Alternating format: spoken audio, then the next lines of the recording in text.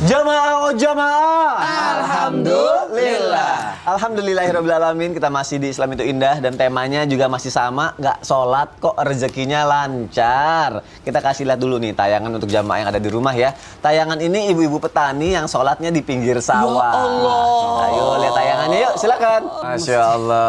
Tabarakallah. Berarti dimanapun kita berada, kewajibannya tetap harus dijalankan. Ustaz Syam, jawab dulu yang tadi yang sebelum iklan yang aku nanya kalau misalnya kita nyuruh kerabat kita atau keluarga nyuruh sholat, tapi dia tuh udah nggak percaya. Aduh, ngapain sih sholat? Aku nggak dapet apa-apa dari sholat. Cara nyuruhnya gimana, Ustadz? Baik, Habib Mas Soni, Ustadz Bani, Ustadz Maulana, serta guru-guru kami yang dimuliakan Allah Subhanahu wa Ta'ala. Jadi mengomentari sedikit dari VT para petani yang insya Allah menjalankan ibadah dengan ketaatannya, kekhusyuannya kepada Allah Subhanahu wa Ta'ala, karena sangat tidak masuk akal seorang petani, begitupun pekerjaan yang lainnya, wabil khusus petani ini, kalau tidak taat kepada Allah Subhanahu wa Ta'ala. Kita ini cuma nabur benih, yang numbuhin tuh Allah. Kita lihat banyak tanaman yang gagal. Kenapa? Yang mengaturnya semua Allah Subhanahu wa Ta'ala. Kita ini ikhtiar aja, subhanallah. Maka sangat tidak masuk akal seseorang yang bersandar kepada Allah Subhanahu wa Ta'ala tapi tidak mau taat atas perintah Allah Subhanahu wa Ta'ala. Apalagi kalau sudah saling menzolimi sesama petani, saling menzolimi sesama pekerjaan. Begitu pula dengan para pekerja, subhanallah. Kita ini kerja, usaha kita terbatas. Yang tidak terbatas itu adalah pemberian Allah Subhanahu wa Ta'ala. Maka sangat tidak wajar sebagai seorang yang berikhtiar di dunia ini untuk kehidupannya agar selamat di dunia dan akhirat, itu tidak taat kepada Allah Subhanahu wa Ta'ala atau tidak mau beribadah kepada Allah Subhanahu wa Ta'ala. Pertanyaan selanjutnya, kalau ada orang seperti itu bagaimana cara menasehatinya? Maka dakwah itu kan senantiasa kita hubungkan dengan undangan. Undanglah orang ila sabili rabbik, kepada jalan Tuhanmu, ya. Dalam Al-Qur'an disebutkan ba'dana qul a'udzubillahi minasyaitonirrajim, ud'u ila sabili rabbika bil hikmati wal mau'izatil hasanati wajadilhum billati hiya ahsan. Allah Subhanahu wa Ta'ala menuangkan kepada kita ayat tentang dakwah yang begitu indah. Undanglah kepada jalan Tuhanmu. Kalau disebut dengan undangan, ada undangan yang bersifat umum, ada undangan yang bersifat private. Kalau undangan private ini biasanya orang yang udah kenal banget gitu, orang yang deket banget. Maka dekati dulu hatinya, baru dakwahi dia. Kalau kita tidak mendekat dengannya, maka bedakan antara kita dakwah secara umum seperti ini dengan dakwah dari hati ke hati, itu sangat berbeda. Sehingga Nabi SAW, acap kali kita lihat beberapa riwayat ketika mendakwahi para sahabat, Nabi sambil menyentuhnya. Kenapa Nabi menyentuhnya? Subhanallah, ketika Nabi menasihati Abu Hurairah, lutut sama lutut tuh nempel, subhanallah, sambil fa'akhadha biyadi, Nabi pegang tangannya. Kenapa dia pegang tangannya? Karena dakwah dengan sentuhan, dakwah dengan kedekatan. Maka dekati mereka. Nah, Papa, Dedi sangat senang kalau kamu sholat tuh, nak. Beda dengan, sholat kau, game mulu kau ya. Sebab beda sekali rasanya digituin nama disentuh. Nah, Dedi senang banget kalau kamu sholat. Itu namanya dakwah. Ila sabili rabbi, kepada jalan Tuhanmu. Ayatnya tidak mengatakan dakwahilah kepada surga, dakwahilah menuju Tuhan, tidak. Tapi jalannya aja yang dikasih lihat. Jalannya, ini jalannya. Kamu lihat, nah itu, kamu senengkan sama CR7. CR7 itu orang susah dahulu, tapi karena ikhtiarnya, usahanya, dia bisa sukses sampai sekarang. Ya, tidak jauh-jauh orang yang berusaha maksimal itu mesti, apalagi orang yang beriman. Kita ini orang beriman bukan hanya mengandalkan usaha, tapi mengandalkan Allah Subhanahu wa Ta'ala. Ud'u ila sabili rabbik bil hikmah wal mau'izatil hasanah, dengan nasihat yang indah. Wajadilhum billati hiya ahsan. Ayat ini diakhiri dengan mengatakan inna rabbaka huwa a'lamu biman dhalla an sabili. Hanya Tuhanmu yang tahu yang mana yang tersesat. Jadi kalaupun ada saudara kita yang subhanallah masih sulit kita ajak untuk berbuat baik, masih sulit untuk kita ajak beribadah, jangan langsung dikatakan dia adalah orang yang sesat, dia adalah orang yang tersesat. Tidak, tapi itu semua kembali kepada Allah Subhanahu wa Ta'ala. Tugas kita mengajaknya, tugas kita mendakwahinya, memberikan contoh-contoh real, memberikan apa yang dia senangi, apa yang menjadi motivasinya. Walaupun tadi dikatakan motivasi terendah adalah dunia, tapi berikan motivasi akhirat untuk mereka semua. Nabi SAW berdakwah kepada orang-orang baik saja itu butuh usaha, apalagi kita subhanallah berdakwah dengan saudara-saudara kita. Masya Allah, dekati hatinya baru nasihati dia. Betul, dari hati ke hati. Usahakan dengan sentuhan. Makasih ya, Ustaz. Siap, sama-sama Sony. Kalau ada yang kita nggak dapat dari apa kita sholat, berarti nggak sempurna gitu katanya sholatnya. Atau ada yang harus diperbaiki gitu. Tadi sempat bilang kayak gitu kan. Mungkin nggak ketidaksempurnaan itu dari gerakan sholat juga bisa gitu, sehingga akhirnya iya benar. Iya kan, jadi sehingga Iya, benar. gerakannya salah gitu, jadi akhirnya nggak dapat apa yang dimau gitu, mungkin nggak Ustadz Bani? Atau harus seperti apa Ustadz Bani? Mau penjelasannya dong? Guru kami Ustaz Atau makna Maulana. di balik gerakan sholat? Iya, Masya maknanya Allah. itu apa? Mohon izin guru kami Ustaz Syam, Ustaz Maulana, Mas Soni dan guru-guru kami dimanapun berada. Bismillah, wassalatu wassalamu ala rasulillah wa ala alihi wa ashabihi umawalah la hawla wa la quwata illa billah. Memang, Masya Allah, kalau kita saja ke manusia nih, misalnya kita butuh sesuatu sama seseorang, kata dia, saya akan kasih, tapi tolong kamu sapu dulu nih. Misalnya, Iya, benar. saya datang ke Ustaz Maulana, Iya. Ustaz saya butuh uang, boleh nggak? Saya kasih Ustaz, tapi tolong sapuin ini. Saya sapuin, tapi sekedar aja. Udah Ustaz tuh, tolong dong. Kira-kira dikasih nggak? Enggak. Nah, berarti jangan-jangan memang bukan sholat yang bermasalah, tapi kita menunaikan sholatnya itu yang bermasalah. Mungkin terburu-buru, tidak ada penghayatan. Padahal kalau kita selami makna sholat itu, Masya Allah, jauh luar biasa. Itu membuat kita sangat merasa dunia ini seolah-olah tidak ada apa-apanya ketika kita sudah menghambakan diri kita kepada Allah Subhanahu wa Ta'ala. Kita perhatikan misalnya nih dari bacaan saja. Surat Al-Fatihah itu kata Rasulullah sallallahu alaihi wasallam dalam hadis kursi, Allah Subhanahu wa taala berfirman, qasamtu baini wa baina abdi fi salat, qasamtu shalah baini wa baina abdi. Aku bagi salat itu antara aku dengan hambaku. Ketika kita itu baca Fatihah itu dialog kepada Allah. Kita ngobrol sama orang hebat, orang mulia, tokoh, artis, orang yang kita senangi, itu sudah nyaman, ngobrol saja. Ini bagaimana kita ngobrol, berdialog kepada Allah Subhanahu wa Ta'ala. Ketika kita baca Alhamdulillahirabbil alamin, kata Allah, hamidani abdi, hambaku memujiku. Ketika kita bilang Ar-Rahmanir Rahim, asna alayya abdi, hambaku menyanjungku. Ketika kita baca Maliki Yaumiddin, maka kata Allah Subhanahu wa Ta'ala, majjadani abdi, hambaku mengagungkan dan memuliakanku. Ketika kita baca iyyaka na'budu wa iyyaka nasta'in, di situ Allah katakan hadza baini wa baina abdi wa li abdi masal. Ini antara aku dan hambaku, setelah ini apapun yang dia minta aku akan berikan kepadanya. Apa yang kita minta?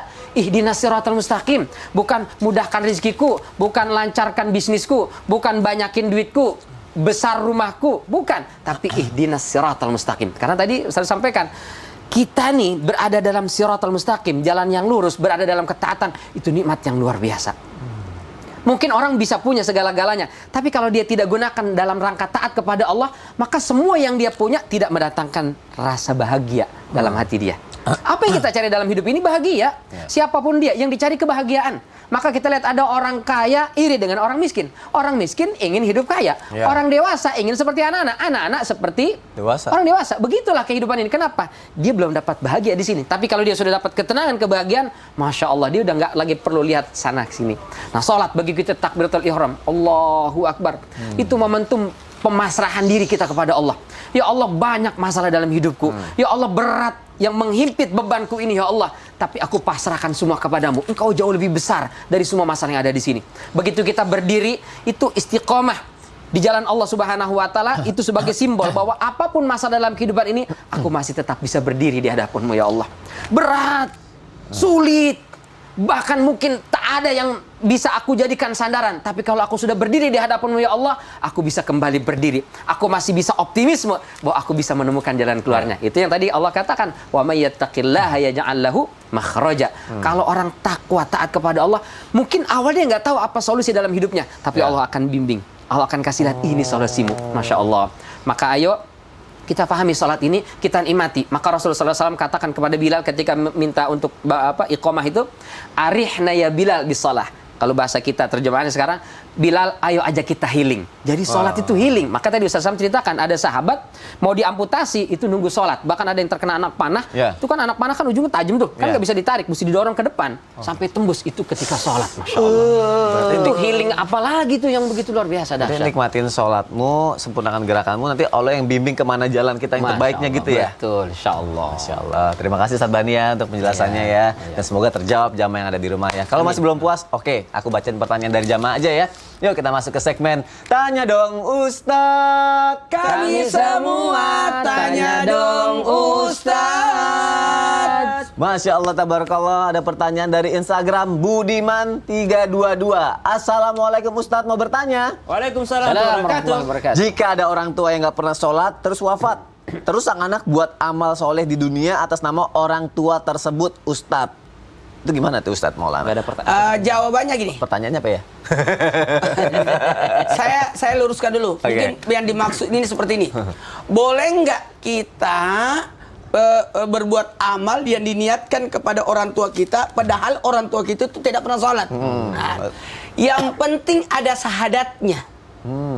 Yang penting dia Islam. Yang penting dia beragama Islam. Yang penting dia punya keyakinan, keimanan. Kalau dia tidak sholat, bukan orang kafir kan? Dia tetap Muslim, tapi fasik. Oke. Jadi jawabannya, ada orang diampuni dosa-dosanya oleh Allah, diangkat derajat kemuliaannya disebabkan doa anaknya yang masih hidup, yang mendoakan untuknya. Oke. Orang tuanya sudah meninggal. Jadi boleh badal haji, boleh badal umroh, boleh berniat berpuasa untuk membayar utang puasa orang tuanya, boleh wakaf, boleh jalin silaturahmi. Banyak yang bisa diamalkan. Jadi jawabannya boleh. Sampai sholat itu juga boleh? Boleh. Wah, berarti nanti orang sholatnya ngelakuin anaknya gitu? Ya. Terus anaknya nggak dapat pahala dong buat orang tuanya? Dia tetap dapat. Oh, dapat juga? Ketika orang bersedekah dengan niat untuk orang tua, dia dapat, orang tuanya dapat. Oh gitu, Masya Allah. Terima Dia kasih. naik haji, niatkan untuk orang tuanya, dia dapat pahala haji dan orang tuanya pun dapat pahala haji. Masya Allah. Tapi harus haji dulu. Harus haji. Haji keduanya baru. Masya Allah. Oke, terima kasih Ustadz Maulana dan semoga terjawab ya Budiman ya. Kalau gitu aku bacain lagi nih pertanyaan selanjutnya dari Instagram. Oh, BCL fans. Masya Allah. BCL fans guys. Sony katanya. Sony? Lagunya BCL. Sali. Berasa dipanggil, aku tuh kalau lagu itu berasa dipanggil. Langsung gini, iya BCL gitu. Kalau dia lagi nyanyi lagu itu tuh. Assalamualaikum warahmatullahi wabarakatuh, Ustaz dan Ustazah. Meski nggak pernah sholat, tapi segala kegiatannya diberikan kemudahan oleh Allah.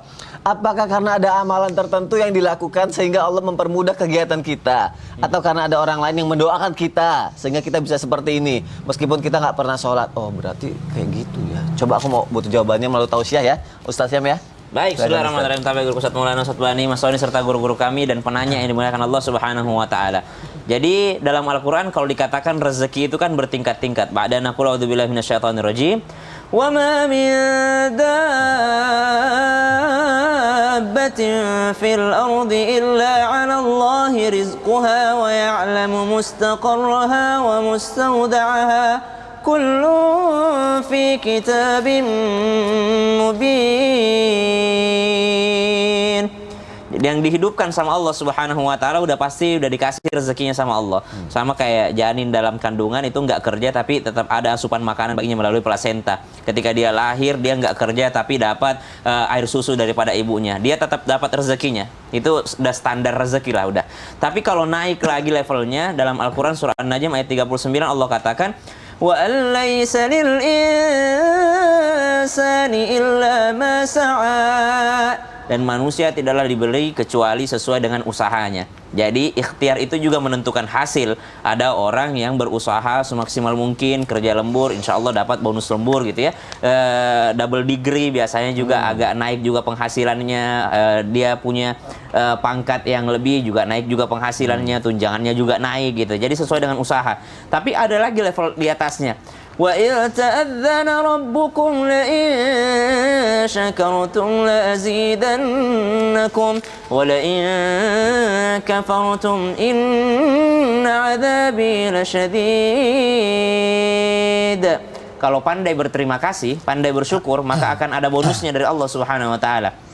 Ini bukan hanya berlaku bersyukur kepada Allah, tapi ketika dia pandai berterima kasih kepada manusia, biasanya itu ada bonusnya dari Allah Subhanahu wa taala melalui tangan manusia. Makanya tidaklah disebut bersyukur malam yashkurin nas lam yashkurillah. Tidak tahu terima kasih kepada manusia itu berarti tidak bersyukur kepada Allah Subhanahu wa taala. Tapi bagi orang yang beriman, level rezekinya itu berbeda. Kata Al-Qur'an, "Wa may yattaqillaha yaj'al lahu makhraja wa yarzuqhu min haitsu la yahtasib." يكذب ومن يتوكل على الله فهو حسبه.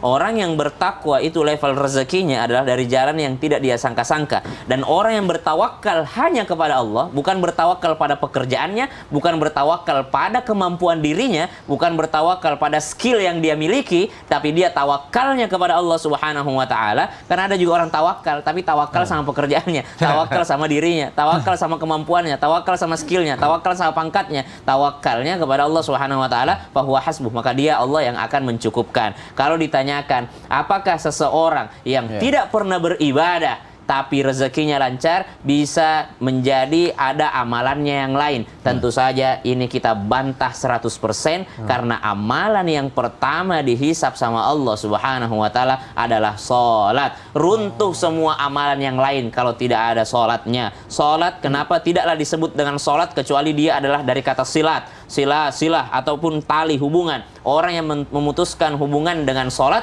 berarti dia sedang memutuskan hubungan dengan Allah Subhanahu wa taala. Amalan yang lain tidak terhitung kalau dia tidak salat. Maka tidak usah cari amalan lainnya. Kayaknya saya mau ngamalin apa yang diamalkan orang itu. Dia nggak salat tapi dia kaya raya. Jangan-jangan ada amalannya yang lain. Saya mau ngamalin yang itu aja. Oh, tentu saja runtuh amalan yang lain kalau orang tidak salat. Yang kedua, apakah bisa jadi dari doa orang lain? Nah, kalau ini bisa jadi.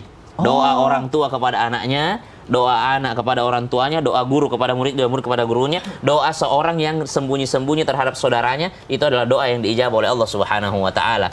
Mungkin ada yang mengatakan, ya Allah panjangkan umurnya, rezekinya lancarkan ya Allah supaya panjang umurnya supaya nanti bisa sholat di akhir hidupnya. Bisa saja seperti itu. Kalau doanya seperti sebaik itu ya baru bisa ya. Terima kasih ya Ustaz ya. Semoga terjawab juga ya jawabannya ya para fans dari tadi itu ya. Baik. Ustaz Bani, sini deh, izin deh mau tanya. Gimana? Tadi kan kalau nggak ada amalan lain selain sholat kan yang bisa buat kita maksudnya nambah rezeki apa segala macam. Tapi di Islam tuh ada ini nggak sih kayak 7 turunan gitu. Jadi makanya dia nggak sholat tapi karena memang udah takdirnya kayak 7 turunan, jadi dia tetap kaya aja gitu. Ini mohon maaf nih Mas Soni, bukannya sombong ya. Buyut saya itu memiliki kekayaan sampai 7 turunan. Oh ya? Masalahnya saya turunan ke-8. Ya. Jadi udah nggak dapat ya. Iya. Jadi apaan? Kita bahas setelah yang satu ini insya Allah. Ya Allah. Ya kita bahas yang mengenai 7 turunan tuh bener apa enggak ya? Iya. Tetap di Islam itu indah. Jamaah, oh jamaah. Alhamdulillah. Lillah.